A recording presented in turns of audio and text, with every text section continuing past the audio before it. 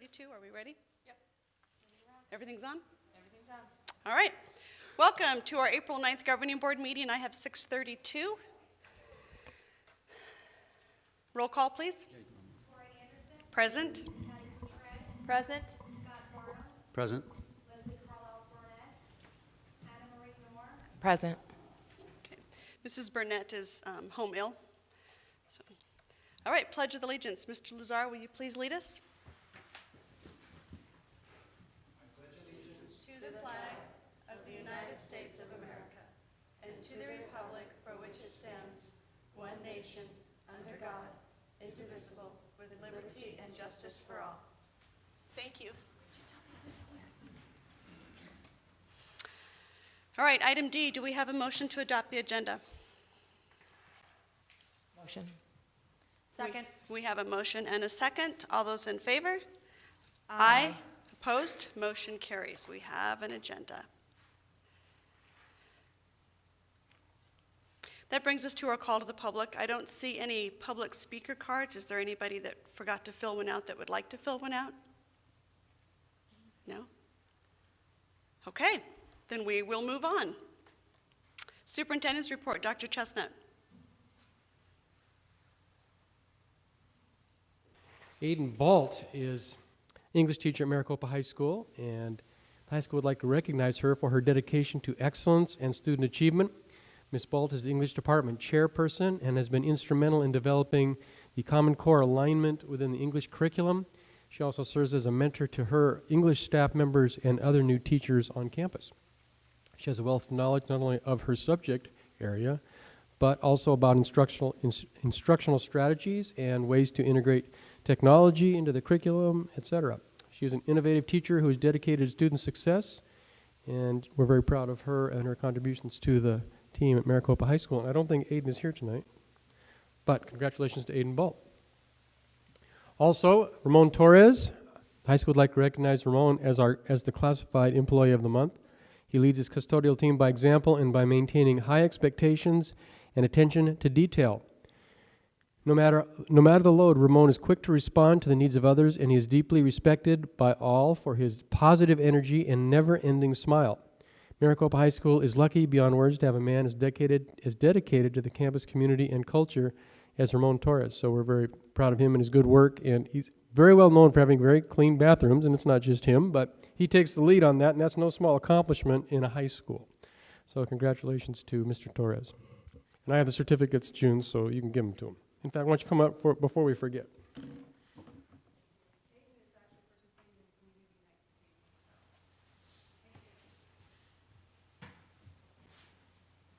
We'll be hearing more from June Sly in a moment.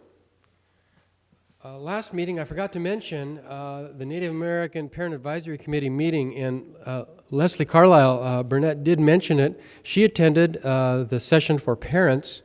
What I forgot to mention was that the first part of that program was a professional development opportunity for staff, and it was the same speaker, Rosalie Brown Thunder, who is actually a teacher in, I think it's in Wisconsin is where she's from, I believe. But she is Native American, of course, and had some good ideas for us in reaching Native American students. And all the principals were in attendance, and several other administrators, several teachers, and it was a very well, it was a good hour that we spent with her, and really appreciated her doing that for us. On April 2nd, the quarterly newsletter was in mailboxes, 20,000 households in Maricopa News. There are copies at your computer tonight, and if you don't need that copy, I'll take it back. But if you want to take it, you're welcome to. And it's always good to get our good news out there. A lot of exciting stuff going on in the district. On the 4th, Chris Roden and I met for our quarterly meeting to discuss Memorandum of Agreement number 1 with Vivian Saunders in the Education Department at the Ak-Chin Indian Community. And as you know, we have the 2 Memorandums of Agreement. The second one has to do with the grant. But the first one really just formalizes all the stuff we've been doing for a number of years. But it's really been helpful, and we've been doing a lot of good stuff. I mean, for example, every day, Michelle Garcia, my secretary, sends Vivian and her staff daily attendance information for every auction student that we have an information sharing agreement on. And we have, I believe, about 300 students with that form in place so that we can share that information. And we are just sharing more and more information all the time, not just attendance, but academic progress and that kind of thing. And it makes a good partnership. So it's been good to continue to work on that and make improvements, and that was a good meeting. On Saturday the 5th, I attended the new resident orientation, and I think Councilperson Peg Chapados put that together, and I think that's going to be a new quarterly event. And so I had about 5 minutes to talk about the Maricopa Unified School District, but it was fun to be a part of that, and I was just impressed that there was that many people there at 8:30 in the morning, so it was a pretty good turnout, and I think good information shared with people that attended are new to the community. Big news is that on the 16th, we're going to have an override recommendation committee meeting from 5 to 6:30 right here in this room. And you'll hear more about this in a moment. This was one of the questions we asked the budget committee: should we consider an override? And we didn't want to burn out the budget committee, so we didn't really make them work on the details of that. We just asked them for a yes or no recommendation. And they said, yes, we need to consider it. And so I've invited about 20 community members and about 10 or 15 staff members to attend that meeting. I did not send an invitation to any board members, but I know that traditionally we've, on occasion, had board members. We could have up to 2. If you're interested, please let me know. But we're going to get started on that and really ask the question, should we pursue an override? And then if so, what should it look like? And when should it be? Fall of 2014, fall of 2015. So we'll be bringing back a formal recommendation to the governing board. And just to remind you, the committee is really making a recommendation to me and the cabinet, and then we will work that over and bring it to you as a recommendation from us. But that's the process we used last time. It seemed to work pretty well, and we'll keep you posted on that. Also, just some informational stuff. Some of this stuff I think we've talked about, but wanted to make sure. Right now, we are in the middle of taking applications for the 20+1 program in 2014 and 15, and we're kind of excited about the way we're going to expand it next year. As you know, this year it's just been for grades 7 and 8 at the middle schools. We did increase the number of students in the program.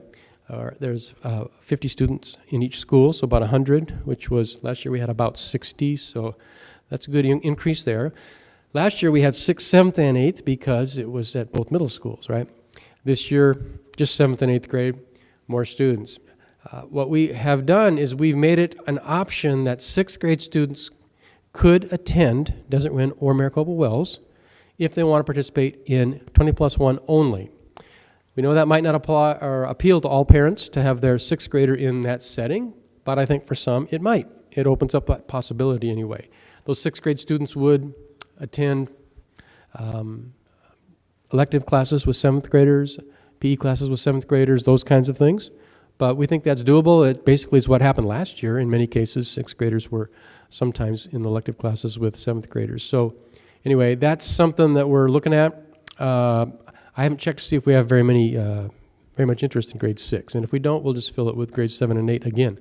The other thing that we're doing that's unique, and I don't know if Mrs. Sly will talk about this tonight at all, but we are offering a blended learning online, 20+1 option at grade 9 next year. And so we hope to have about,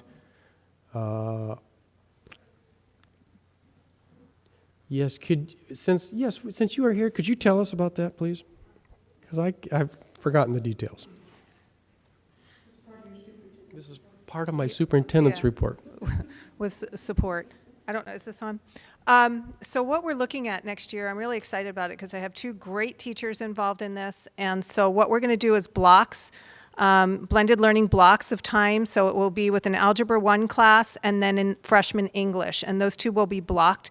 And we'll offer 2 different blocks of blended learning next year for the kids. It's actually 4 periods a day of blended learning for the kids. And so we'll wait to see what the interest is in that. And I'm really excited because the one teacher really piloted this with the Chromebooks at a 5th grade level.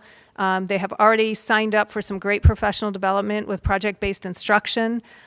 We went to Santa Rosa and visited that, and they are very, very excited to see how they can, it's the great opportunity to facilitate curriculum with technology support and integrate it all together.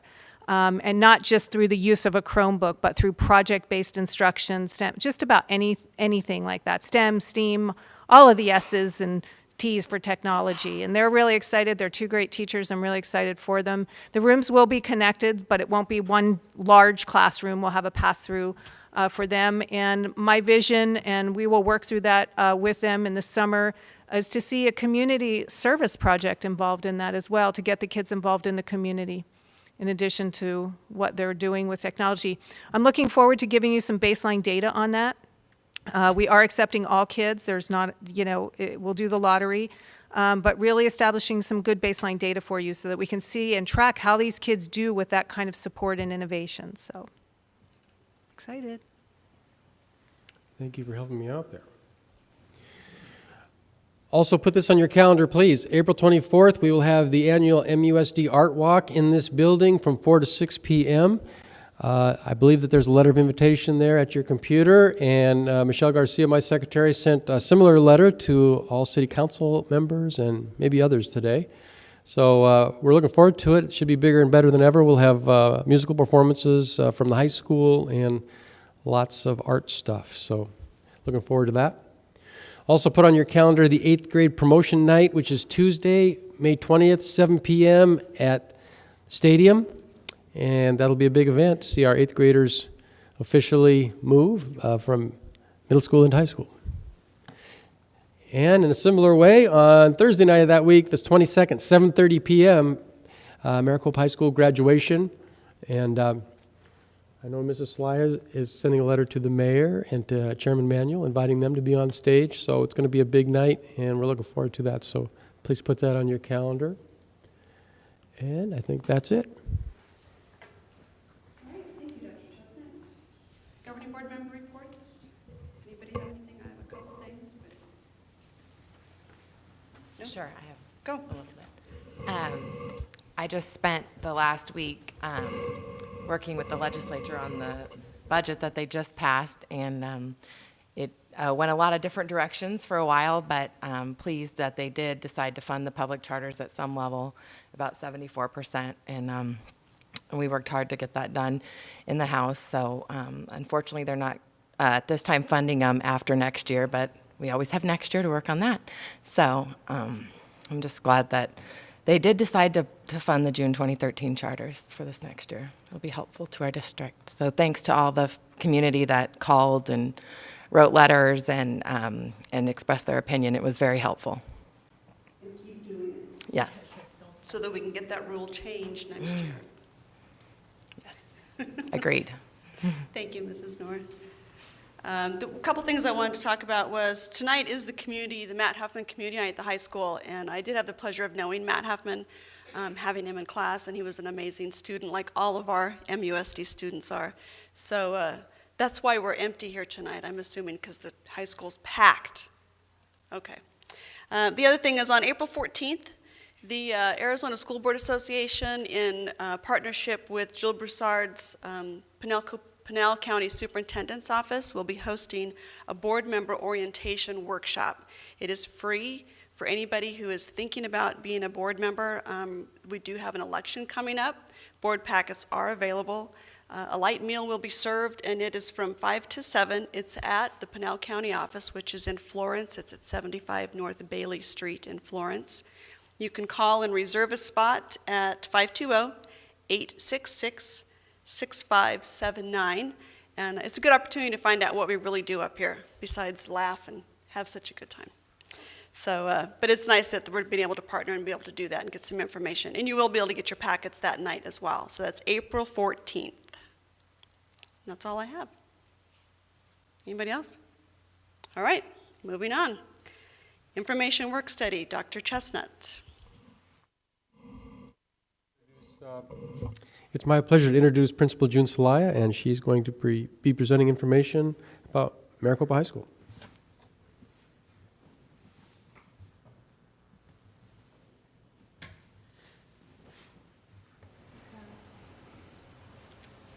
Good evening again, President Anderson, members of the board, Dr. Chestnut. Thank you for the opportunity tonight. I do want to introduce some of my staff members that are here with me this evening. This is Ms. Dina Payne, Diana Volanti, Ed Turner, and TK Tron, that are all part of our math department and working diligently for student achievement this evening. So thanks for this opportunity. We'll get started. Maybe. I think it's, is it right? Yeah, this one's always opposite of mine is. I wanted to first go over the math goal that we established for ourselves. We wanted to look at the sophomore class because the sophomore class is where our label comes from. So whenever they do the label, it's always with the sophomore cohort. So we developed a goal for that. That asks that we decrease the number of students that are falling far below. And the reason for that is the trend over the years is that number has increased. So we're trying to decrease that number of falls far below very quickly as measured by the Ames assessment in math. And so I think we're getting there. So that's a good start. But we took it one step further. I'm going to talk about this a little bit, and I'll let Dina talk a little bit about this as well.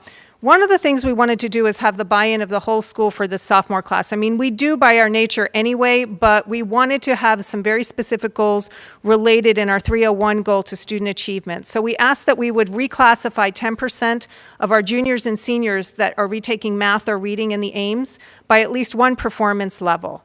And that's very, very important for us. I'm going to explain as we move on a little bit further about how the whole label works, the cohort of sophomores versus what happens the senior year. But first I'm going to turn this over to Dina for a little bit. She's our 301 facilitator that really worked with the staff in coming up with this goal.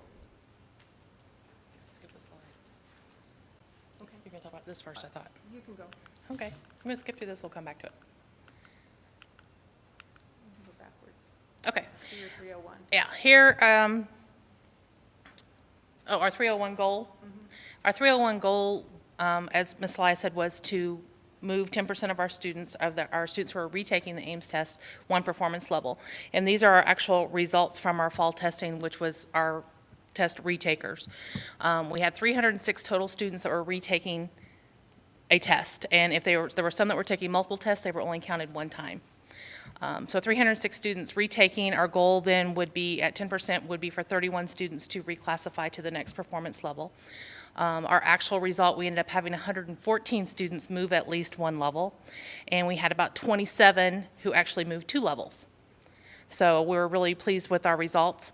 Specifically looking at the math, we had 262 students who took the math. We had 84 of those students increased by at least one level, so we actually had a 32% improvement in math. So we were very excited about that. I think we shocked ourselves a little bit, you know, and it's hard to look at those results, you know, in benchmarks and Ames at the end of the year, and you say, I want to make it a 50% achievement level, and I found that out last year, like that's not going to happen so easy.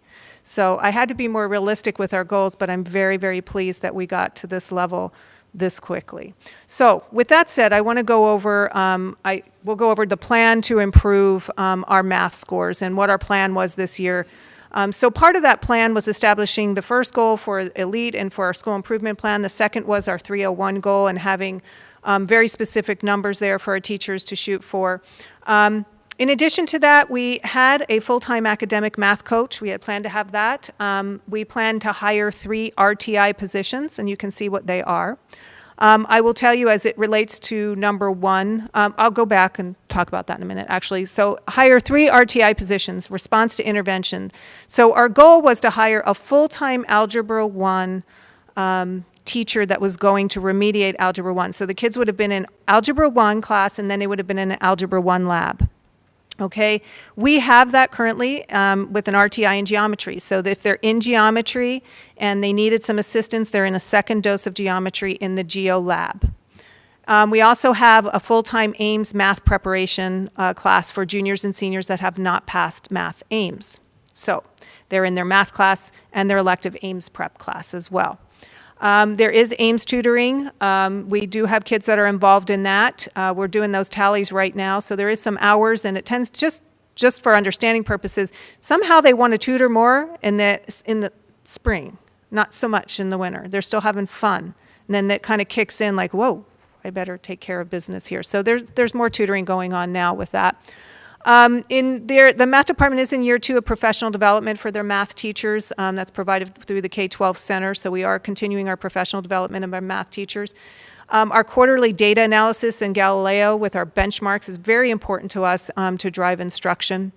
And now the semester benchmarks are serving as their final exams. And that's different from last year, where last year the benchmarks were the benchmarks, and then they would get a final. Everything's aligned now, so their buy-in is a little different with the benchmarks at the finals level. So at the semester, they know that that's their final exam. And then also, as I said, the 301 goal is related to the student achievement in math. And that was sort of our 7-point structure to, improve math scores. So feeling pretty good about that. Dina went over that. Here's the results of our pretest to our benchmarks 1 and 2. Now, the pretest is what they took when they first got in at the beginning of the year. Okay, and if you look at those numbers, you'll notice that in Algebra 1, 65% of the students were at risk. Okay? That, by the way, that number is, you have to realize how many new kids we get from all over the country, so that number is indicative of struggling math scores all over the country. It's not our district. I mean, they're coming from everywhere. I don't care if they're coming from in town, another state, they're struggling. Geometry, 43% were at risk, and in Algebra 2, 31%. If you look at our benchmarks, after our benchmarks 1 and 2, which is our first semester, and keeping in mind that that benchmark is their final exam, in Algebra 1, we're up 2%, okay, in the meets and exceeds category. In geometry, currently, that was at the semester. Again, that's not up till now, but at the semester, we were down 3%, and Algebra 2, down 1%. There's something important to note here with this information. If you look at the number of Algebra 1 students that were at risk at 65%, and then you look at the number of Algebra 2 students after the benchmarks that are on course, they're progressing. And what I mean by that is, my concern is always that the state bases their data on sophomore level. And I'm saying, my indication as a high school and looking at the kids that are coming in is that I'm not sure that that's a good gauge, because they're not ready. They're not coming in ready as sophomores, but they're leaving at an event graduation rate in the 80%. So it's taking us longer to remediate whatever assistance they need in math, and they're eventually getting there, because at the semester, 68% of the students in Algebra 2, this is after their aims, they're on course, which ties into our graduation rate. So, Mr. Bartle, should you get into office, could you please talk to the state about that and have that little label changed to include juniors and seniors somehow? The biggest note I want to make is that, again, the benchmarks and the curriculum maps, in addition to all of what I'm showing you, are now fully aligned to Common Core. So you have these numbers at a time when we were still transitioning from Arizona State standards to Common Core. Common Core for math teachers, and I think this is so difficult for them. Math minds teach in procedures. Step 1, step 2, right? You remember? You got to do this before you do this, and you take away from both. And it's procedural. When you're looking at Common Core math instruction, it's very, very, very conceptual. And that is a huge paradigm shift for any math teacher. Challenges everyone. Anyone I talk to, whether it be in this district, another district, or districts across the country, they are struggling. They are struggling. So until we can really get a handle on that, it's going to be a struggle. And I think that we're doing that with instructional strategies, but these numbers aren't bad when you consider how they're being tested at this point. We just did the PARC and pilot, and I haven't analyzed all that yet, but it'll be interesting to see if we're ready for that. So those are our results. Good, bad, or ugly, but I believe that by the time I get to benchmark 4, they're going to look better. Okay? This is what the data is telling us. We are spending time reteaching essential skills. Those are your geo labs and the Algebra 1 lab that I'm asking to have. By the way, we were not able to hire that Algebra 1 RTI teacher because there was simply no one left to hire. by that time. It was very late. We did not have applicants, so math applications are very hard to come by. The benchmarks, also, you have to remember that we are following beyond textbooks and the pacing calendar. Right now, our math staff, and I think the middle schools are somewhat echoing the same thing when I talk with them, those principals. The pacing calendars are very fast. And that pacing calendar was designed a little bit differently, and I think that it's important for us to determine what's best for our kids. And so we can't go quite as fast. We still have to reteach skills. Will we get there eventually? I believe so, but we have to spend a little time to refine that. Our math coach, while it was reduced to 1/3 time, it's now 0 time. So we lost that support, but for good reason. It's in another place that's much needed for the district and for our kids. So I don't know that it's a bad thing because, those are kids that are going to come to us. So it's okay. But that position of a math coach is critical for us. That mentoring, that conversation that goes with that coach and those teachers, and I don't mean mentoring just in a teacherly way, but I mean that feedback that they can do. Because when I walk into the room as the principal, it's very different than a math coach walking into the room. Everybody sits up tall, everybody's doing what they're supposed to, and saying, shh, she's in the room. When the math coach walks in, it's a different environment, and that's why it's so critical. They really get to see real-time instruction and work with those teachers on how to provide better instruction or provide some feedback, to other teachers that they saw in another class that was really good instruction. Very critical position for us. As I said, we were unable to fill one math position.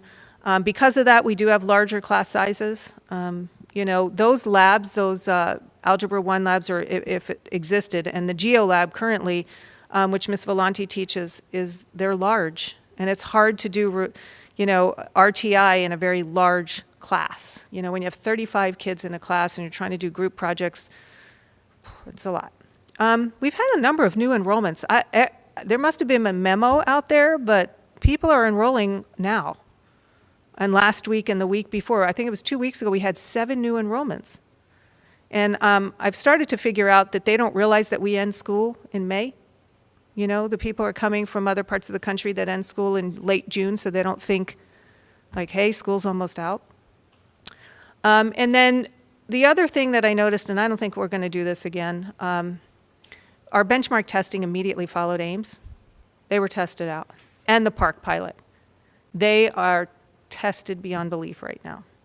So if they didn't get any message, they're getting the message that they're going to be tested. Okay? And again, the better news is that Ames scores currently show a 51% pass rate, and I'm hoping that goes up this year. So we'll see how it all works. It's all we can do is look at the data and keep trying to refine it. I think that, Dina, I think that's it. Questions, please. I don't have any questions. I do have a question for Dr. Chestnut, though. Thank you. It's excellent. I'm excited about the going upward. Dr. Chestnut, this has come up before on other presentations. Can we look at the Beyond Textbooks pacing calendar? Can it be changed? Because we've heard this over and over again. Is that something that we can look into for next year? Yeah, that is an option. There's Okay. a half dozen districts that are part of the BT group that have done that, customized the calendars. So Okay. that's on the list to do this summer. I think June mentioned Okay. that. Okay. To do that. I think they're sensitive to that. Okay. Because they're hearing it from multiple districts. Well, and then my other question, which has come up before too, is do we need to be doing all this testing with Ames and benchmarks? And is there a way to spread it out so it's not all in 2 weeks? Well, the park testing that we just did district-wide, we had no choice. We were Right. required to do that. Correct. So that was kind of a one-time thing, field test of the test, and eventually it will replace Ames, or a similar test will replace Ames. So that will help a little bit. The benchmark testing, that's an interesting topic. We had a glitch, and I don't know, Rick, I can't remember why we had to push it back for some reason, and I just don't remember right now, but frankly, we own that one. That last benchmark testing should not have happened right after Ames. I think it was supposed to happen 2 weeks? Before break, and it didn't, and I can't remember right now the reason why, but we learned our lesson with that. Well, I've heard it from other presentations as well, that I mean, and I see it in my own kids. It's like, I don't know when would teachers have time to teach because they're constantly testing. So, can we just look at that? Okay. That's all I have. Keep the enrollments coming. It's okay, bring them on. Oh, we're bringing them on. There's an ad somewhere out there back east. I don't know what it is, but must be the weather. Thank you very much for your time. I appreciate it. Before I go, do my teachers have anything that they'd like to add? I was just going to say just a few minutes ago that the math teachers have actually already. Can you step to the mic Sorry. so those in Yeah, TV land- we have already, the math teachers have already looked at the Beyond Textbooks calendar, and we've made our recommendations of where we would like some things done. And I think I've also talked about it in terms of, since BT was new for the middle school as well, and there were so many standards that were moved from high school to middle school, that's where a lot of the gaps were. So we're hoping that as we move through and continue to use Beyond Textbooks, that some of those gaps will close, and that we'll probably eventually changing the calendar again and maybe and catching back up to what our calendar is how it's presented by Beyond Textbooks. Are you meeting with the middle school math teachers as well, since We have, we're on Yeah, we have. We've had some Our PLCs. next one, I think, is May 7th, is the vertically aligned district PLC for math. So, and you're also working together with the pace and calendars as well? Well, that's that's been our conversation at those meetings, because we're all in agreement with that. That's been really cool, by the way, to be able to meet with everybody in one room. Anything else? Ladies, gentlemen, thank you. Thank you for being here. You bet. Yeah, enjoy the game. All right, Dr. Chestnut. Next up is our Budget Committee update, and thanks to Rick Nielsen and Jim Irving for co-facilitating that committee, and Rick's got the recap from the final meeting. And members of the board, Dr. Chestnut, good evening. As Dr. Chestnut mentioned in his superintendent's report, the Budget Committee was asked for their opinion on whether or not the district should proceed with a override effort either this year or next year. And it prompted a pretty lively debate, which is very common with the committee this year, which is a lot of fun. And Ms. Knorr did point out at the meeting, and I thank you for doing that, that with the now approved budget from the legislature, it does call for us to receive about 3/4 of the funding that we had initially thought for the school or the district-owned charter schools, but they've also put the caveat in there that this is the only year that we will receive that. And so we need a mechanism in place to replace that funding, which is going to be, I don't know, Aaron, probably what, about 2.8, 2.9 million versus the 3.6 that we were anticipating. The other thing that was brought up and discussed is that the current OCCHIN grant, which is about $1.3, $1.4 million per year, runs its course at the end of next school year.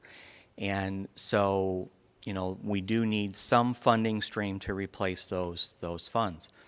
The other issue that was discussed is if a recommendation or the board were to go forward with an override effort yet this year in 2014, is 6 months a realistic time frame to adequately get the message out there and convince the voters in our community that we do need their help with our funding.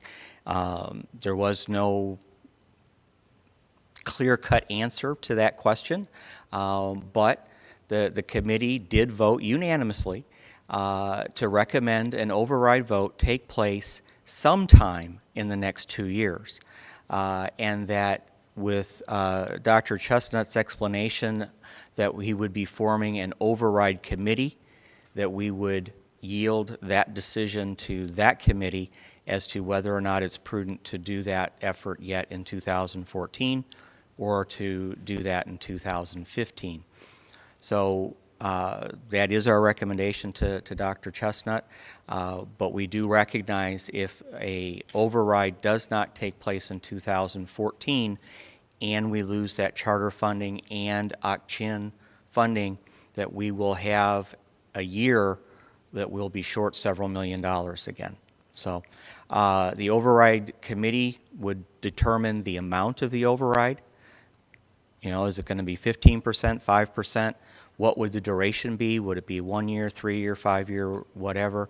And then, like I said earlier, when the best time to do that vote would be. So that's our recommendation. Any questions? All right, thank you. Thank you. Mr. Beckett. Performance pay for teachers. Thank you, President Anderson, members of the governing board. I apologize for my voice, and I trust that I will have to do a little talking, and I'll allow you to do much of it. I was asked tonight to simply facilitate a conversation on performance pay. I do have a overview that we had done in the fall, and honestly, if you do not want to see that again and just start the conversation, that would be fine. But I'm more than willing to go through that presentation if you would like. I'm good. I mean, unless, have you seen it? Would you like to see it? You were here, that's what I thought. Okay, so. Very good. Well, I'll take your comments at this point in time, unless, Dr. Chestnut, do you have anything you want to add before we start? Okay. I'll start. Thank you, Mr. Beckett. I asked that we discuss this, have this as a discussion item for a couple of reasons. One is, I think as it stands, and we've talked about this when we had the vote a few months back, I think it's very ineffective how we have it to date for two reasons. One, because of the elements in it, but also because of the timing. So I think that for us to approve and put in place this performance pay plan effectively toward the end of the first semester, and it's for the school year, I think is somewhat counterproductive, and I think it really limits the opportunity to change the behavior that is intended by the plan itself. So I think that whatever the plan looks like, it ought to be agreed upon in advance of the school year so the teachers know what it is expected for the year for them to achieve that goal. Does that make sense? Yeah, what is your suggestion, like in August? Have somebody meet during the summer and come up with some suggestions before teachers start school? Well, I think this process starts tonight. So to the extent that, again, when first day of school, this ought to be in place. So whatever that takes from a timing perspective from Mr. Beckett and his team to rally the troops to make that happen, I would defer to him on that. There is performance pay, to me, is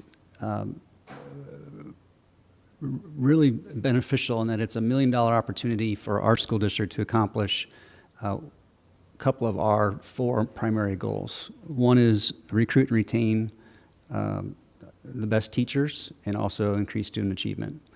And I would like to, and I think that the performance pay element itself is probably certainly just one piece of this puzzle, and maybe we need to be looking at this more of it as a retention plan, Mr. Beckett, a recruitment and retention plan as much as it is just performance pay. But I'd like to kind of give you my observation on kind of some assumptions that I consider when thinking about this. One is that good teachers in the classroom, there's a direct correlation between a good teacher and good students and good student scores and achievement, correct? Everybody agrees on that? There could be. There's different data on that, but keep going. It depends. I mean, you can have a great teacher and your kids, depending on where they come from, transfer in. I mean, so it just... Sure. And as a whole, is it safe to say that the better the teacher, the better results we get in the classroom for the students? Would you agree to that? Keep going. I'm not going to debate this. It's just you do your presentation and then we'll go on. Okay, so most of us agree that that's the case. Obviously, it's stated that one of our board goals is to recruit and retain the best teachers in Arizona. I think that what we're doing currently, it's not just an indictment on us, but This is happening all throughout the state, but it's not working. So we have a high retention rate, or excuse me, a churn rate, and so there's room for improvement. As I mentioned earlier, I think approving the performance pay mid-year does not have the intended impact. And I think approving a performance pay plan that does not reward above average performance also yields does not have the intended impact of that plan. And as is one of the elements that's in the PowerPoint is that the voters mandated that 40% of these 301 monies go to reward the high performers. So that's kind of my thought process in terms of how I'm thinking about this process. So I know that there's a sentiment that, and that Dr. Chestnut shared it with us, that really mitigates the influence and the impact of money as it's a motivator and a retention tool. The flip side of that, of course, is we're constantly hearing about how we're below the pay scale and need to pay our teachers more money, right? So there's a bit of a disconnect in that, and I understand that typically when you look at why folks stay and why folks leave employment, that money is not on the top of the list. And so I'm not disputing that, but it's relevant, right? And I also think that if we look at us versus our peer school districts and our best teachers were paid $20,000 more than they can make elsewhere, I can't imagine that does not influence those folks' decisions in terms of where they would like to teach. So in that context, I think it's relevant and we can use it to our advantage. As I mentioned, we've got a sizable turnover rate right now, which is about 20% plus or minus. And I think that could be healthy if it was the bottom 20% of our performers. But as it stands, it's not. So we need to make some tweaks to that. I think how we've done this process in the past, and we have the legislature to blame in part because of how our hands are tied with the 70% rule and so forth. But the average and below average teachers are dictating our action and our policy in this regard. So, because everybody's approving it, everybody's involved, it's not just the best of the best. And so it's going to be skewed to take care of everybody, not just reward the best. And I think that by having policies in place that reward everybody, if you will, it rewards mediocrity and doesn't get us to where we want to be in that regard. So as far as where we go from here, I think that, as I mentioned to you, this could be, I think it's something that we need to talk about sooner rather than later. And so I appreciate you guys having this as an item to discuss. I know we've done some surveying in the past of our teachers. If we don't have good data and current data as far as what those high performers are thinking, then I say we go get that so that we're not guessing about what makes our great teachers tick and what motivates them, but they're telling us. I think we need to make sure that we're comparing ourselves to our competition and the districts that we're competing for for great teachers. And I think that we ought to have a task force of just the great teachers, just the high performers who are helping us develop a model of how to recruit and retain the high performers. So instead of having 100% of representation, just the teachers who are scoring the fours, just the 10% or whatever it is, who are the folks who we want to keep and we want them to have like-minded folks. I think that's the most relevant data.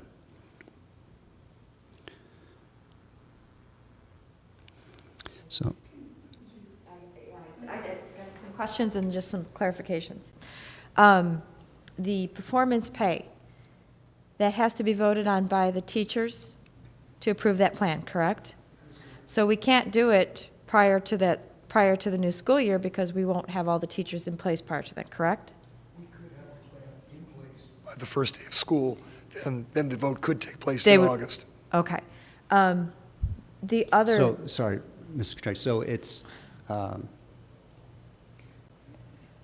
is the statute such that it is those teachers in that school year, and 100% of them? It can't be 80% of, I mean, it has to happen, and that vote has to happen during the school year. That is my Okay. understanding, yes. Okay. That I think may hurt us we can't use that as a recruitment tool, because the other question I would have is, how would you measure? I mean, you have to have a measurement tool in place as part of the plan, correct? Correct. So I guess, how would you measure that? That Just being by their teacher performance? evaluations? We already measure teachers. I mean, let me say that we already grade our teachers as far as their performance, but I don't want to stand here and say, here's how we should define success.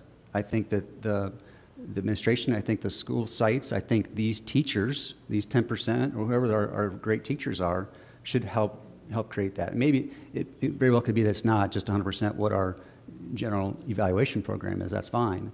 But I think that what we currently do doesn't at all represent what we're looking for in terms of those payouts, so. But was this not developed by the teachers? It was presented to the teachers, Okay. and they voted on it. This was a product of a committee of teachers, yes. Okay. Highly qualified teachers? Yes. So, Dr. Chestnut and Mr. Beckett, does that give you enough information to come back with a recommendation to the board as far as timing and Yes. sooner and how it can be evaluated? Is that what you're asking, Mr. Bartle? Well, yes, from an execution standpoint, but certainly I'd like to get more input from the rest of the board in terms of, is Scott crazy still again? Or is there, No, you're not. You're not crazy. I would like to see a plan put in place so that it can be voted on right away. Yeah, I agree with you on that. I think that needs to be done. I just don't know, because this plan was developed by teachers, a committee of teachers, how much that would change. I mean, I do agree that we should reward higher performing teachers. We really should, because they're in the trenches and they're doing more than what they're ever getting paid to do. But I just don't know. I mean, we're leaving it to the teachers to develop, so I don't know. The board really doesn't have that much influence on that. well, I disagree. I mean, the board has the ultimate influence, right? Because the board says yea or nay. So it's the teachers that submit to the board their plan for approval after the teachers approve it. We could create, again, we could have a task force, a smaller group of the high performers that creates the plan that presents it to the teachers at large for vote versus everybody creating that plan, if that makes sense. But the buck does stop with us, and we do have say. We could steer that ship. I think there's always room for improvement, and we're all constantly learning. I just worry that the performance is going to be based solely on test scores, which, if the students are coming from a previous grade, it's really hard to judge that teacher's performance based on just the student test scores. So if there were other pieces of information in there for the performance pay, even though I know we're locked into doing certain things with the 301 performance boost, there is always room for improvement. That's my only concern, is I so much tie of it to test scores when you never know what students you're going to get in your room. And yet they can bring them up. I mean, if it's based on if they've increased based on where they started, that is a little bit better indication versus whether or not everybody is correct. Yeah, I would agree with President Anderson's analysis, if you are going to move more towards performance pay based on student achievement, it should be based on what that teacher has done from the time the kid got to the classroom and the time they had with them, not what the overall meets or exceeds is, because that is, it should only be based on what that teacher was, started with. And secondly, I do agree with Mr. Bartle in that it makes sense to have the plan in place at the beginning of the year. If the teachers are going to be held accountable and have to meet these goals, they should know what they are from day one. I mean, that helps them. That's helpful to them. So I think that's a great suggestion, if that's possible.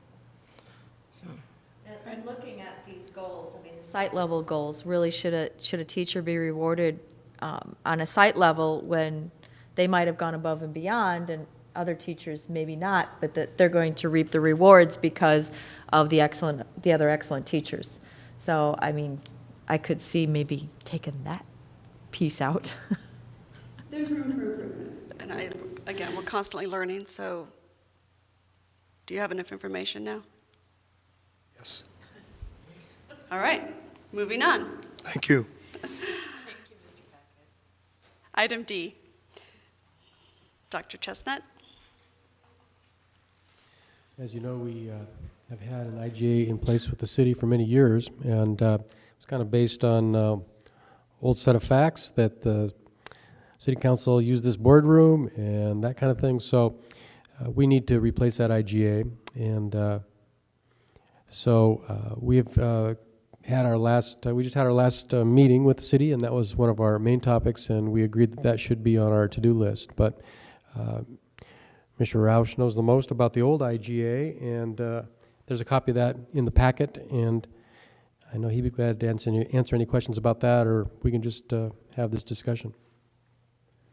The only questions I have, Mr. Roush, first of all, who's going to work on this? I mean, I don't need an answer tonight, but what's the timeline? I mean, what timeline are we looking at?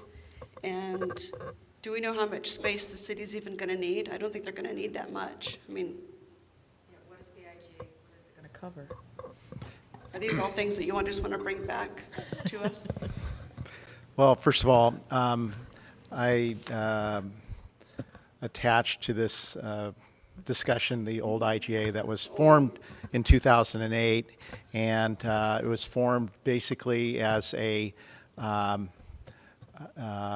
value for the school district and a value for the city. And the value that the school district received was in that the city would not charge for any building code reviews.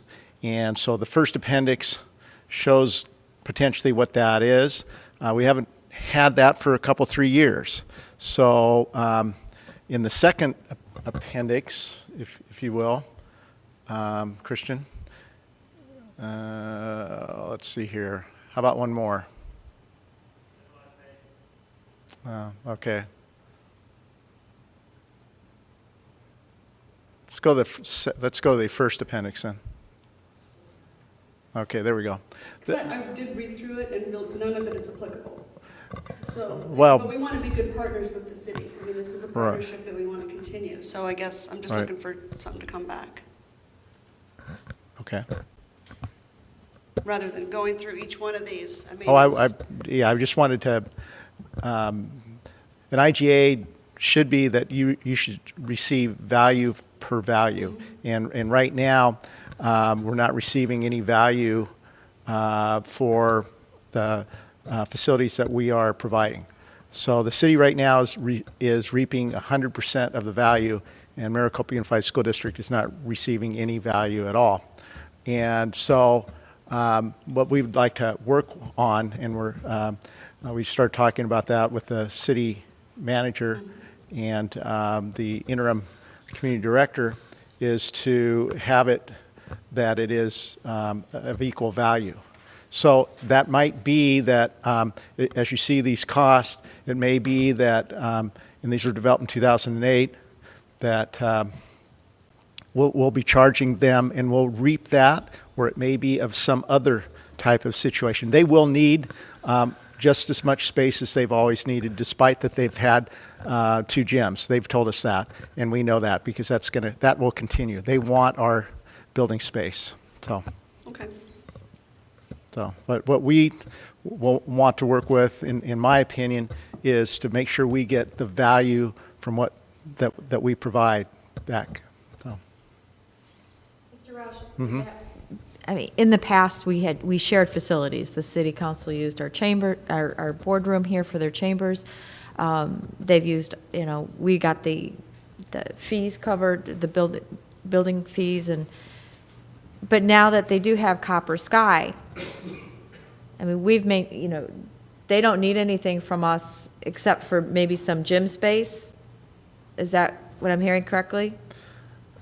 Well, they use classrooms and gym space and sometimes some other field space at times, yeah. Okay. So they've told us that they pretty much are going to need about the same facilities that they've needed before. The city's growing, and they really have 2 gyms. Right. And so they really are going to be using our space, and that's what they've suggested to us. So, but we don't have a pool. They now have a pool. Mm-hmm. Are we going to be able to, is that going to be written into the IGA then to offset the cost that it would be to us if we were to ever have like a swim team or something like that to utilize their facilities? I think those are part of the conversations. Is that, okay. What are they going to trade Right. for our, so Yeah, that's part of the. again, IGA. whatever it is, the value needs to be of equal amount. So it could be that, they develop a cost for the value of the swim experience with team, and then we offset that with, the value of our facilities, our utilities, our staff. And so it just needs to be somewhat of equal value for an IGA to work, if you will. And Dr. Chestnut, you've already been meeting with City Manager Gregory Rose, right? Okay. Mr. Rush, I have a couple of observations on the contract for future consideration. One is, I interpret that it's MUSD's benefit is limited to the amount of the city's usage, basically the city's benefit, but the city's benefit is unlimited. And I think there needs to be equality in that regard next time around. And then I also suggest that we don't enter into contracts that don't require an annual review. For us to have this contract basically be in perpetuity without the board, and boards, of course, cycle, so there are new boards all the time. The board should at least have to review this contract and bless it every year. Thank you. Any other suggestions, concerns? Got enough information? Okay. All right, moving on. Thank you. Consent agenda. Do we have a motion? So moved. We have a motion Second. and a second. All those in favor? Aye. Opposed? Motion carries. All right, action items. 7A. Approve expense voucher. 1441, is it? Do you need to recuse? Is this, No, bear with me for just a second. I'm good. I thought that got swapped into consent, and I'm on the right schedule. Okay, pardon me. this is voucher 1441. I move to approve. We have a motion Second. and a second. Any discussion? All those in favor? Aye. Opposed? Motion carries. 7B, HR schedule. President Anderson, members of the board, you have the personnel schedule in front of you tonight. I will take your questions. I don't have any questions. I just want to say it's really nice to not have to have a list of 15 teachers that we're riffing. The last several years have been very tough, and it's nice to have things to approve. I agree. Okay, that was my only comment. I have nothing else. Move to approve. Okay, we have a motion Second. and a second. Any discussion? All those in favor? Aye. Opposed? Motion carries. 7C, discussion and possible approval of the 2014-2015 salary schedule. Dr. Chestnut. As you recall, at our last governing board meeting, we approved a 1.25 step experience increase for all of our salary schedules. And so these documents reflect that. And the reason we need to keep moving forward on this is that we want to be able to identify to teachers that we are recruiting what our salary will be for next year. In addition, we can write the contracts for not only new teachers that will be hired, but all current staff to offer those contracts to them for next year. So it's just one of the puzzle pieces that we approve annually, and they are for your approval tonight. Okay, any discussion or motions? Questions. Okay. Number one is regarding the salary step increase that we approved last meeting. That was contingent upon the funding, which was not funded in its entirety. So is this 74% of that step increase that we approved, or how do we? My understanding was it was on the 1.4 that the state was. The 1.25, yeah. Yes.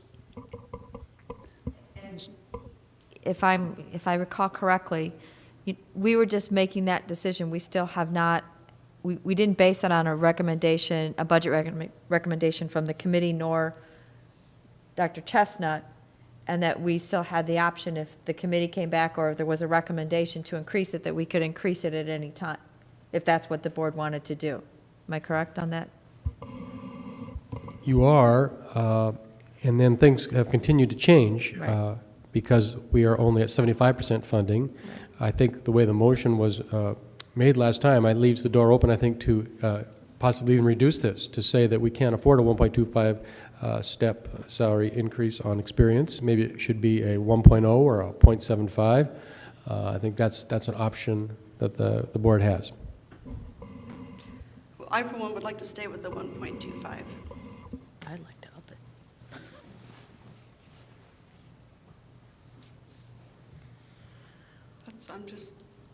I don't hear any other comments, so. Well, I guess I would like to too, but I don't have a good grasp as far as what overall budget issue is now that we're losing upwards of $1 million of what we intended. So Overwhelming during all the committee meetings that we had. Overwhelming was we need to get more money to our teachers to retain them. And the budget committee was happy with doing 2 steps, and obviously we are not going to be able to afford to do that with the cuts, the not getting the full funding. So a 1.25, I think, is a great step forward to this. And I wouldn't want to see it reduced at all. I mean, my personal opinion, I'd do 1.5, but, because I think they deserve that, but we can't maintain that.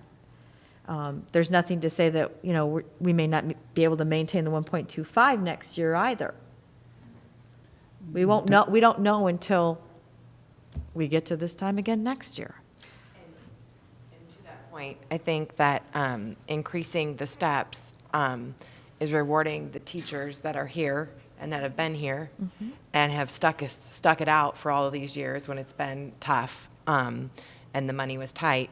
And, we have a lot of other proposals on the agenda to approve, and we have, in the last couple months, approved different positions and different programs. And, I mean, if we had the money to do that, then we should have the money to reward our teachers that are here and have stuck with us. I do want to mention that as part of the budget committee, we did discuss the district looking at changing the salary schedule and making it more mainstream.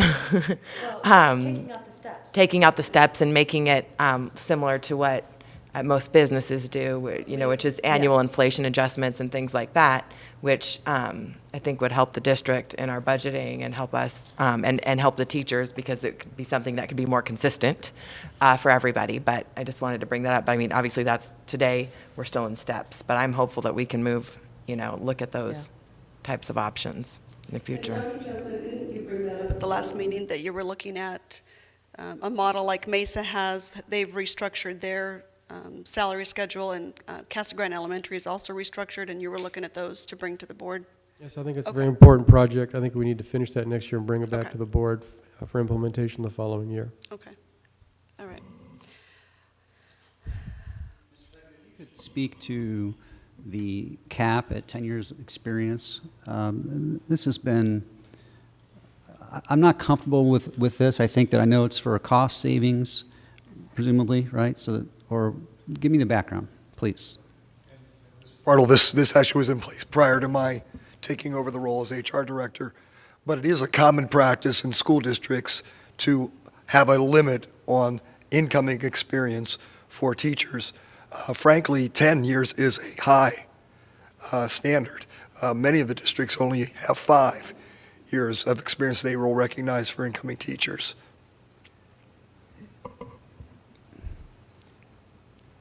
Intuitively, that seems to be counterproductive to our goal of hiring the best teachers, assuming there's a correlation between experience and skill. So why would we, doesn't this put us in a position where experienced teachers aren't going to want to come to Maricopa Unified? Mr. Bartle, it has been a barrier in some negotiations, yes.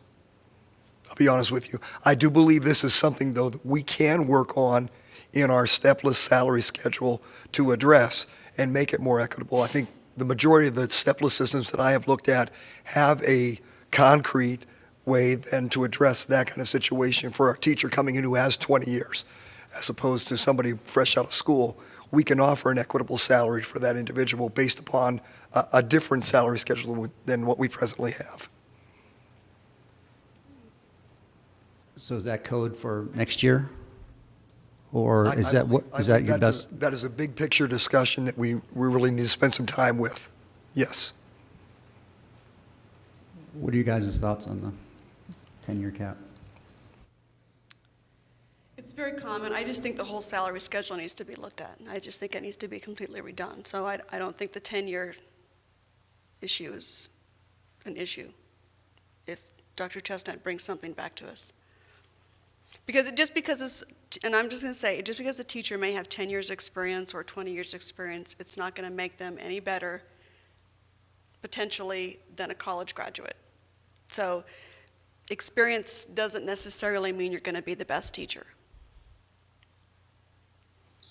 Hey, why does the salaries, why do the steps increase? Well, with that's why we're experience? asking for the salary schedule to be looked at and to be reevaluated.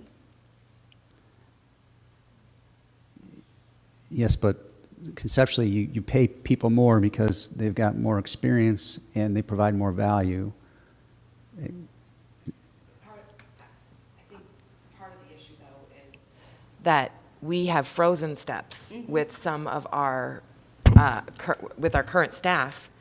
They have had years where their steps were frozen, so they lost those years of steps. And if we bring in a teacher that's got 15 years experience and start them at 15, we also have a teacher in our district who's been here 15 years and they're not at step 15 yet.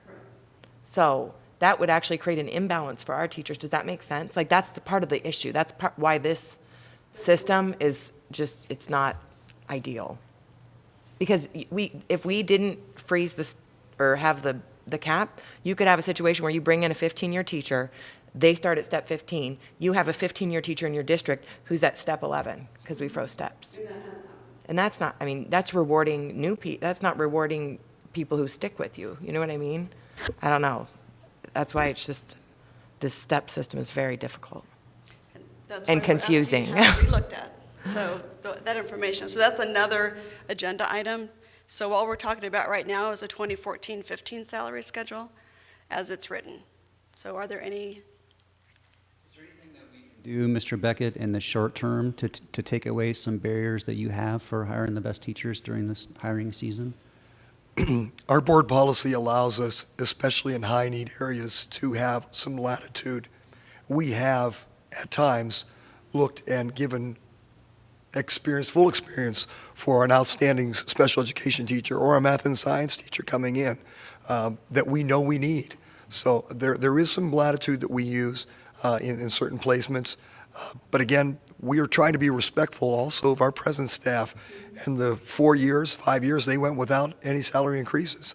It becomes a big challenge for us. We want to be equitable, we want to be fair, but we also be competitive as well, and it's hard to do that and not disrespect those people that are here. And then are we currently offering any salary bonuses, signing bonuses, rather? Correct. We are actually offering signing bonuses to math and science teachers and also special education teachers. $2,000 for those listening in. Special TV offer. That's right. Call now. No shipping and handling charges. So you do have latitude in those areas where We have used that. Yes, we have. That's good. Okay, so knowing that we have another agenda item coming up at future meetings with some new ideas for some salary schedule improvements, are there any motions on this agenda item as it is written? I move to approve the salary schedules for the 2014-15 school year. We have a motion. Is there a second? Second. We have a motion and a second. All those in favor? Aye. Opposed? Motion carries.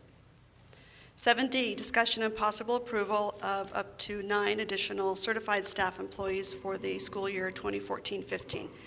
Mr. Beckett, or is this Dr. Chestnut? I'll go ahead and start. Okay. Mr. Beckett can jump in.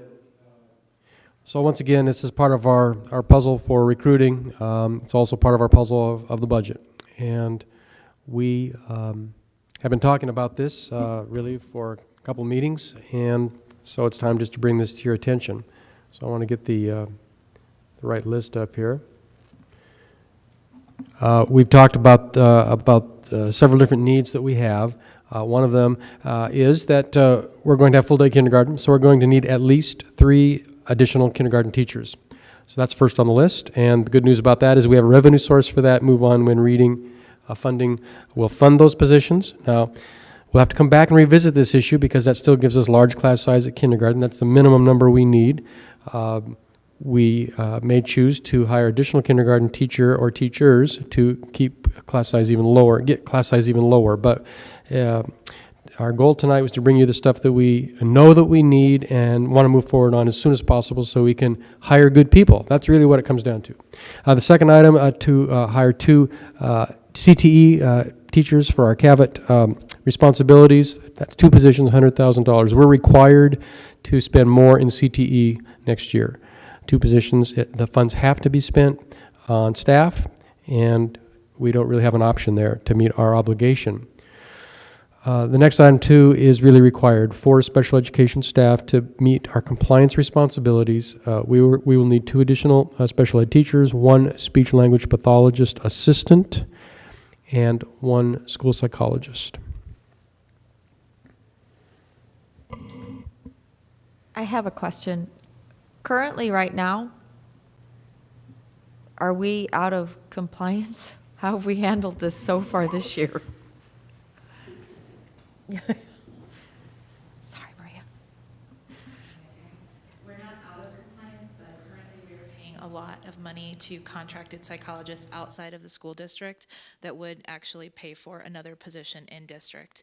I did go look at the National Association of School Psychologists recommendation for caseloads, and they recommend that no more than 1,000 enrolled students to 1 school psychologist, and we're well above that with all of our psychs. Then, did we budget for that? I mean, is this really gonna cost us that much more, or is it gonna wash out a little bit? It should wash out a little bit because it'll take some of that contracted cost out, and it would replace with someone in district here with our kids on the campus sites, helping to support our administrators and other students on those school campuses as well. Okay. Is that taken into consideration in the budget implication figure of 490? The savings from the contracted psychologist? Or is this specific to? That would be a Mr. Beckett or a Mr. Roush question. No. My understanding is we budgeted for 4 psychologists for this school year. Contract. Yes, and there's been additional work beyond that. So how many school psychologists do we currently have? We currently have 4 on staff, and we're working with 2 contracted psychologists right now to handle some overflow and to keep us in compliance with some of those timelines. And what do we pay those to combine? Currently, The two contract ones. currently to date, I do not have invoices through April, but through the March 15th invoices, we've paid just about $49,000. So that's effectively a wash, Kind the of. psychology position. Yeah. So,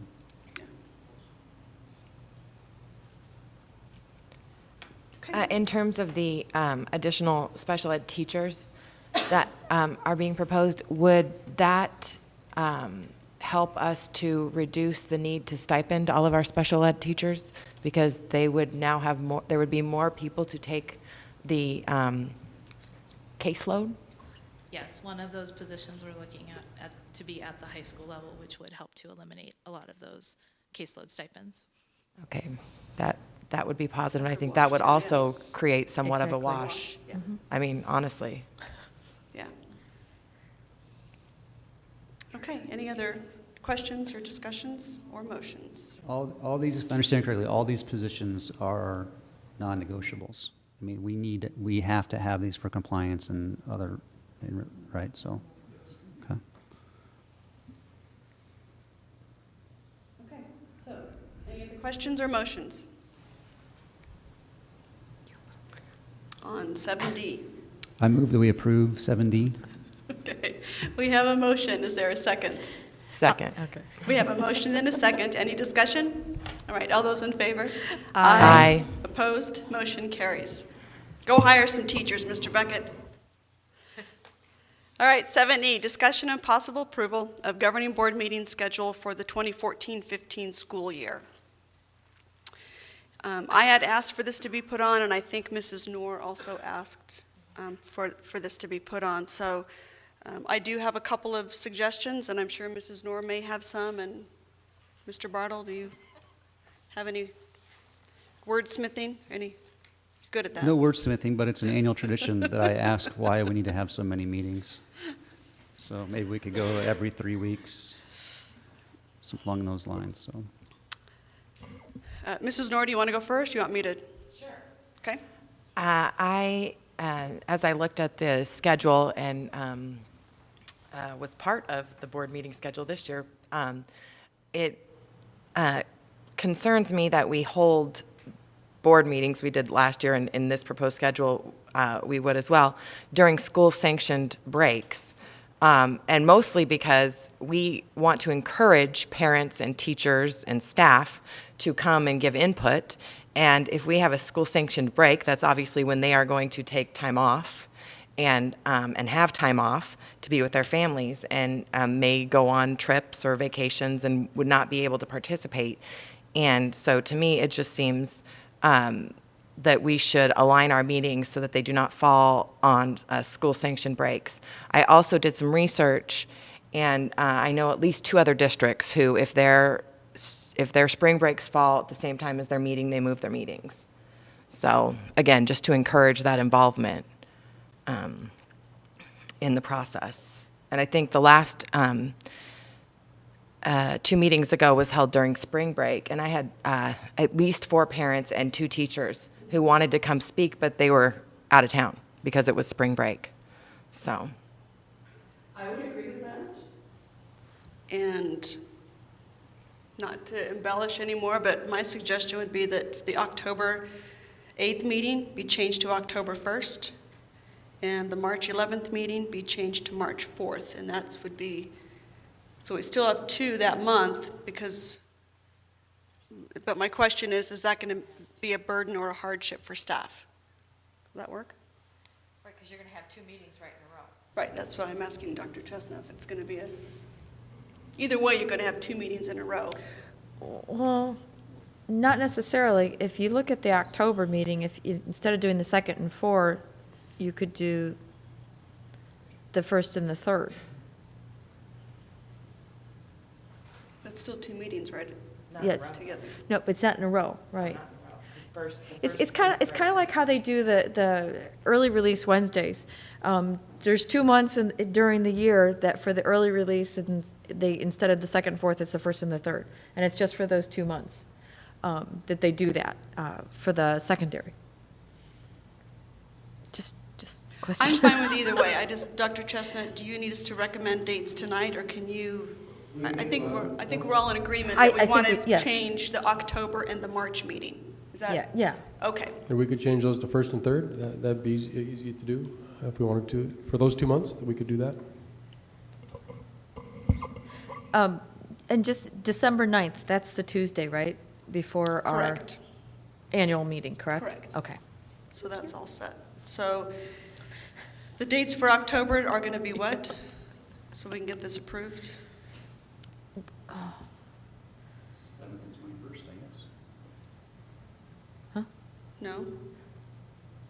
No, not, Oh, it would be the It'd be October 1st and the 15th.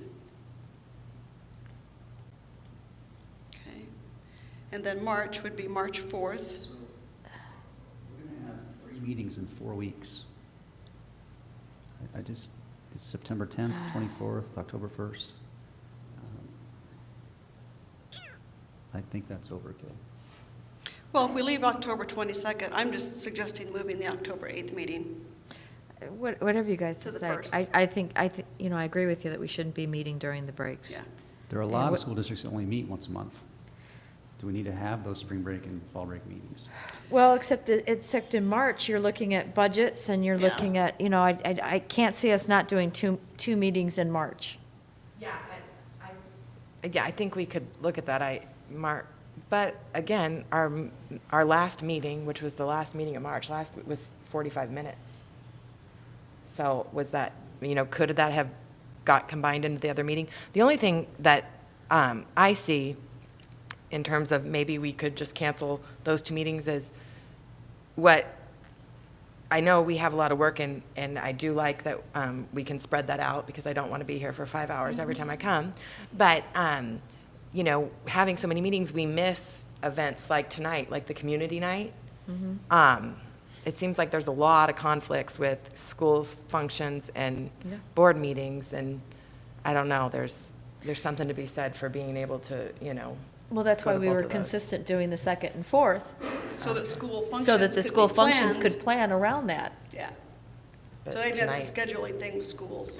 Yeah, and last Maybe we meeting, should they let them had, know that that's why we do that for them, so that they can not create conflicts. not have like student-led So Dr. conferences. Chestnut, do you want to come back to us? I mean, what happens if we only have the October 22nd meeting?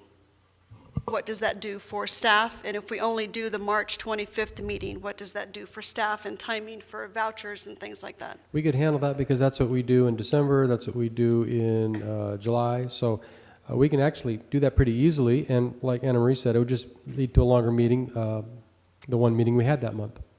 So if you're willing to meet longer on that on the October 22nd, then we would just be canceling the October 8th meeting and canceling the March 11th meeting. And we'd have a very long meeting in October and March. Bring dinner? Okay. All right, Mr. Bartle, any other suggestions? Just a heads up that on August 13th, I have a conflict and will at best be late, Okay. Thank you. unless you wanted to change it.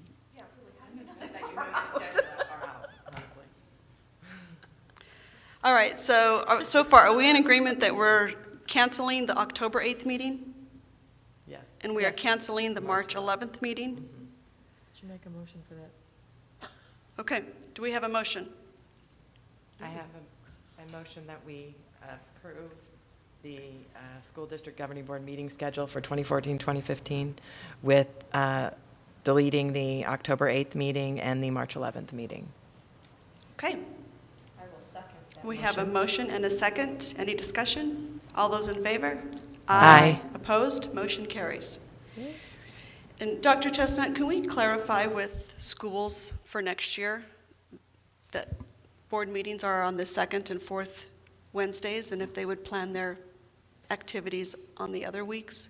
Yes, we can do better in that. Especially for parent-teacher conferences, that was a tough one. Thank you. All right, moving on.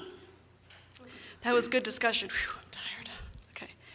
7F, discussion on possible approval of the first reading of updated policy B800 BCB, board member conflict of interest. Dr. Chestnut. As I always say, these are recommended changes, pretty minor in every case. And is this the procedure we're already following anyway? It is. It Okay. just changes some wording based on new state law. Okay, any discussion or motions? Clarification, so the changes are based on statute, or on new law, so this is a recommendation or this is a mandate?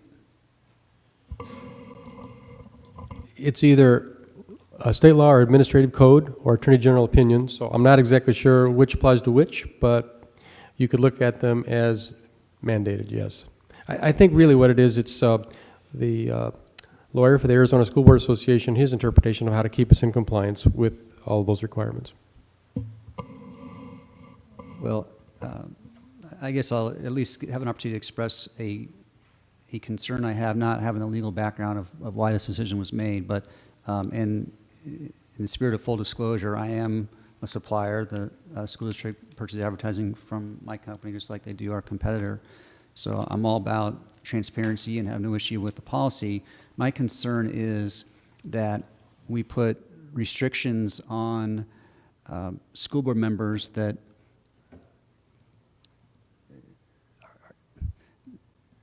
add barriers to why people would not want to become a member of our governing board. And what's good for the goose is good for the gander. If there's a disadvantage, if there's a disadvantage of being on the school board economically to somebody, then we could potentially be losing out on good talent that might want to join us up here.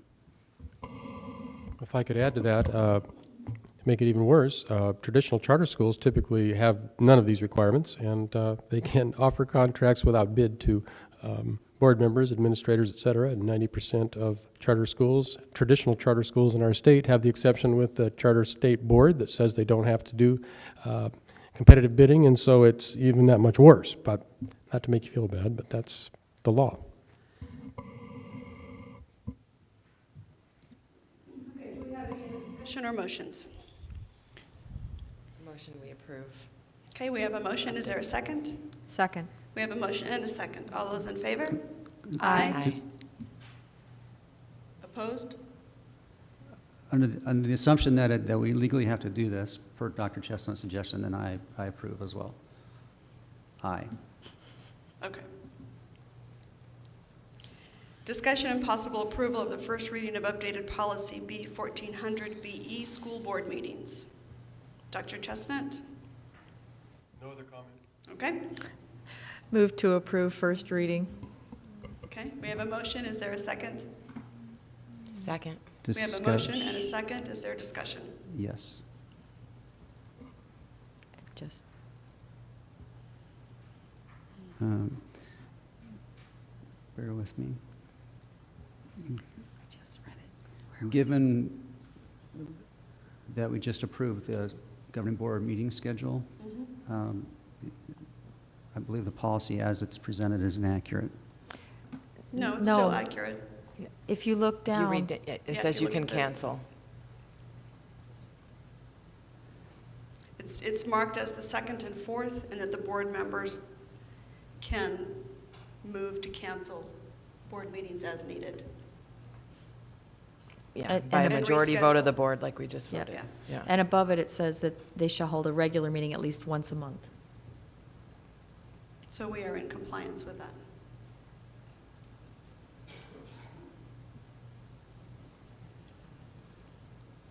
Okay. Discussion? Well, I'm just a little confused why would we approve the language that is in conflict with what our policy is, or with what we just agreed to, but it's neither here nor there. If it- It's not in conflict. I mean, yeah, either way, because some months we have 2 meetings and some months we have 1 meeting. Yeah, I know we have the 6 ability to and 4. change it and so forth.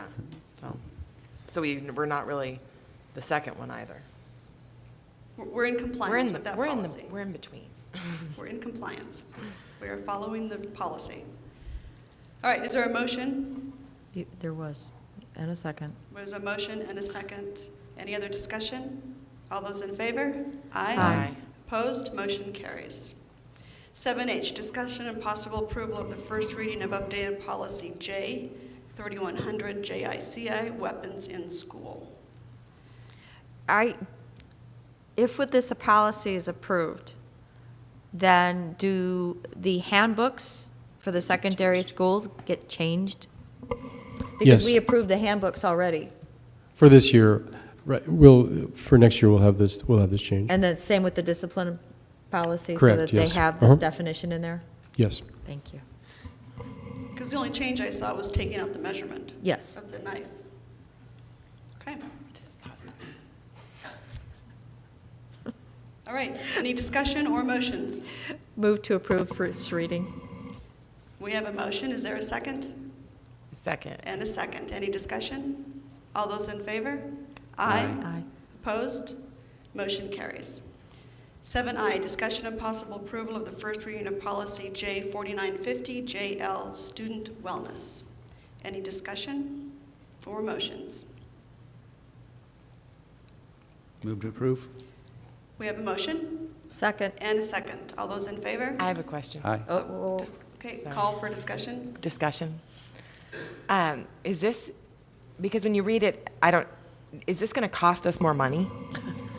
Well, that's a good question. Suzette Moe, food services director, is working on this, and she'll be bringing us more information, but she says this will impact the program.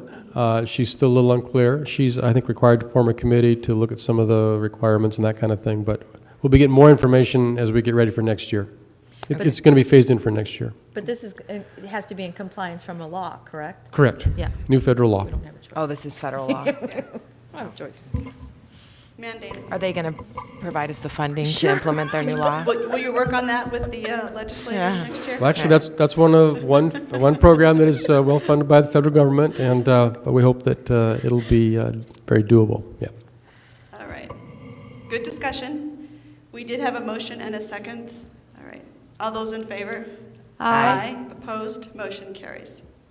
All right, that brings us to item 8, adjournment. Is there a motion? Motion. We have a motion Second. and a second. All those in favor? Aye. Opposed? Motion carries. It is 8:04. Thank you for being here. Good discussion tonight.